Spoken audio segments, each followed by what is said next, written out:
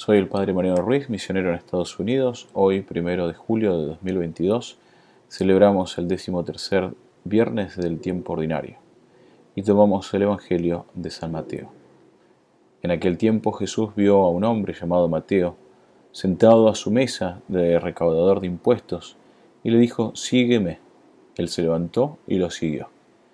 Después, cuando estaba a la mesa en casa de Mateo, muchos publicanos y pecadores se sentaron también a comer con Jesús y sus discípulos. Viendo esto, los fariseos preguntaron a los discípulos: «¿Por qué su maestro come con publicanos y pecadores?». Jesús los oyó y les dijo: «No son los sanos los que necesitan de médicos, sino los enfermos. Vayan pues y aprendan lo que significa: yo quiero misericordia y no sacrificios. Yo no he venido a llamar a los justos, sino a los pecadores». Palabra del Señor. En este Evangelio del día de hoy, el propio San Mateo nos cuenta cómo nuestro Señor lo llama a ser su discípulo. Entendemos que solo Dios puede llamarnos a seguirle a Él, ¿sí? Una llamada que es sin reservas, sin limitaciones, de una manera indivisible. ¿Por qué todo esto? Por la radicalidad y la totalidad del amor que Dios tiene por nosotros. Y lo entendemos porque solo Él, solo Dios es bueno, en un sentido absoluto. Solo Él es amor por esencia. Y esta llamada es una llamada personal, ¿sí? Jesús nos llama a seguirle personalmente. Por una parte, escuchamos hoy, se nos narra la llamada, ¿sí? Jesús hace esa llamada, pero por otra parte también los evangelistas hablan de la persona que le siguen e incluso nos dan detalles, ¿sí? Detalles como los que escuchamos, ¿no? Que algunos dejan todo incluso para seguirle a Él. Pensamos entonces en las llamadas de las que nos hablan los evangelistas, ¿sí? En estos casos, en esos detalles que se nos da. Por ejemplo, hemos escuchado hace poco, en la cual dice: uno de los discípulos le dijo: «Señor, déjame ir primero a enterrar a mi padre». Y Jesús le responde: «Sígueme y deja que los muertos entierren a sus muertos». ¿Sí? Es una forma de decir: déjalo todo inmediatamente y sígueme. Y el relato de Mateo que escuchamos en esta frase, encontramos la de Lucas también, con la misma historia. Lucas añade una connotación de la llamada. Dice: «Ve y anuncia el reino de Dios». Y en esta ocasión encontramos, ¿sí?, a Mateo en su oficio y le dice con cierta insistencia: «Sígueme». Y él se levanta y lo sigue. San Jerónimo, hablando sobre este llamado, el de San Mateo, dice que San Mateo se refiere a sí mismo por su nombre propio, ¿sí?, Mateo. Pero mientras que los otros evangelistas, los tres otros evangelistas, van a utilizar el segundo nombre, Leví, cuando relatan este acontecimiento. Y Leví era probablemente el nombre menos familiar que el primero. Por eso la idea quizás de los evangelistas también era llamarlo Leví para ocultar su nombre de publicano. Pero al contrario de San Mateo, él mismo insiste en llamarse Mateo, ¿sí?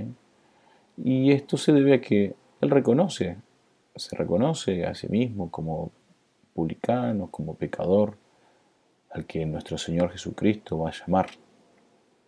¿Por qué decimos esto? Bueno, porque la realidad es que el publicano era reconocido, ¿sí? Era reconocido por ser deshonestos, despreciados, especialmente por el pueblo judío. Les causaba escándalo al pueblo, ¿no?, por ser colaboradores de los romanos, del gobierno romano. Pero esto mismo es lo que hace que San Mateo se presente en su nombre, ¿sí? Se presenta como un publicano, se presenta como una persona perdonada y llamada por nuestro Señor. De este modo nos hace comprender entonces la vocación del apóstol. ¿Y en qué consiste? Bueno, consiste en reconocer la misericordia del Señor, que a Él ha sido perdonado, ¿no? Y esto lo encontramos también en los escritos de alguna manera, de los escritos de los padres de la Iglesia. Cuando encontramos referencias de los apóstoles en los padres de la Iglesia, ellos son llamados príncipes. Y San Mateo no se presenta como, en este caso, como un príncipe, sino que como pecador perdonado. Y es precisamente el fundamento esto de su apostolado, ¿sí? ¿Por qué decimos esto? Porque él recibe la misericordia del Señor y comprende también la insuficiencia nuestra y nuestra pobreza, y aceptarla como se debe, ¿sí? Implica entender la misericordia, encontrarnos con Dios. Y por eso encontramos lo mismo que dice San Mateo en el Evangelio que escuchamos hoy: misericordia quiero, no he venido a llamar a justos sino al pecador. Entonces, quien ha experimentado y sigue en su vida y experimenta, sigue experimentándolo, este profundo sentido de la misericordia de Dios, no obviamente en abstracto, sino que en concreto, en la realidad, bueno, está preparado para ser un verdadero y auténtico apostolado. Quien posee esta experiencia de vida, uno puede entender que puede transmitir también esta misericordia a los demás. Quien no posee esta experiencia difícilmente puede llegar a lo más íntimo del alma. ¿Por qué? Porque reconocemos nuestros pecados y necesitamos de la misericordia de Dios. ¿Sí? No puede comunicar entonces aquel que no ha experimentado esto, no puede comunicar la misericordia divina, el amor de Dios, ¿sí? Ya que no la posee porque no sabe ser perdonado o ser también haber recibido la misericordia de Dios. Entonces, como dice San Pablo, un verdadero apostolado, ¿sí? Un verdadero apóstol es humilde, es manso, es paciente, porque él mismo experimenta de antemano esta humildad, la mansedumbre, la paciencia divina. Por eso podemos hablar de estas cosas. La divina humildad se inclina sobre los pecadores, los llama y los vuelve a levantar con paciencia, ¿sí?